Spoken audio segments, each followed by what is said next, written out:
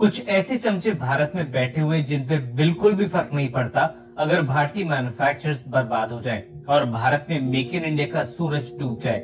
यही वजह है कि एंटी डंपिंग ड्यूटी लगाने के बावजूद इन लोगों ने चीन से हो रही डंपिंग को अभी भी जारी रखा हुआ है। लेकिन सरकार ने इस बार जो तरीका निकाला है उसकी वजह से ये चाहे जितना भी चोरी छुपे भारत में चीनी सामान का इंपोर्ट कर ले, इन्हें एक भारी भरकम टैक्स अब सरकार को देना ही पड़ेगा। हम सिंथेटिक निटेड फाइबर यानी कि एसकेएफ की बात आपसे कर रहे हैं, जिसका एक काफी बड़ा प्रोडक्शन भारत में होता है। पर कुछ गारमेंट मैन्युफैक्चरर्स अपना प्रॉफिट मार्जिन बढ़ाने के लिए इसे चीन से इंपोर्ट करते हैं। आपको बता दें कि एसकेएफ का इस्तेमाल एक बड़ी मात्रा में गारमेंट इंडस्ट्री से लेके टेक्निकल टेक्सटाइल्स में किया जाता है और इसे मैन मेड फाइबर की कैटेगरी में रखा जाता है। अजीब बात यह है कि ये फाइबर खुद ऑलरेडी भारत में सस्ती कीमतों में प्रोड्यूस होता है और हाल ही में इसको लेके पीएलआई भी जारी की गई थी, लेकिन किसी भी तरह इसकी डंपिंग को रोका नहीं जा सका। अब सरकार एमआईपी यानी कि मिनिमम इंपोर्ट प्राइस की मदद से सिचुएशन को हैंडल करने उतर चुकी है।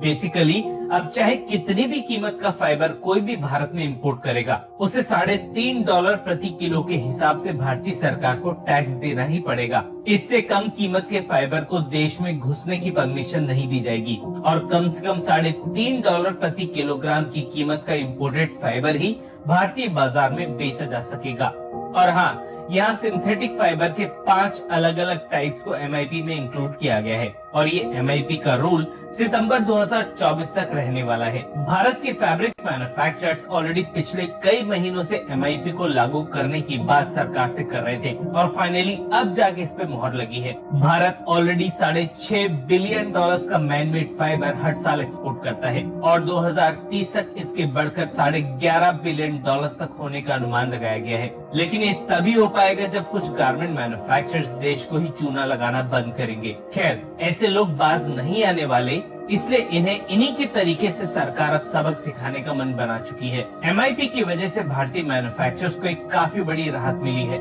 लेकिन देखना ये है कि क्या ये तरकीब काम करेगी या इसको भी चकमा देने का कोई तरीका निकाल लिया जाएगा। भारतीय मैन्युफैक्चरिंग को सपोर्ट करने के लिए कमेंट सेक्शन में MII यानी मेक इन इंडिया लिख दीजिएगा और यहाँ तक सुन चुके हैं तो वीडियो को भी लाइक कर दीजिएगा।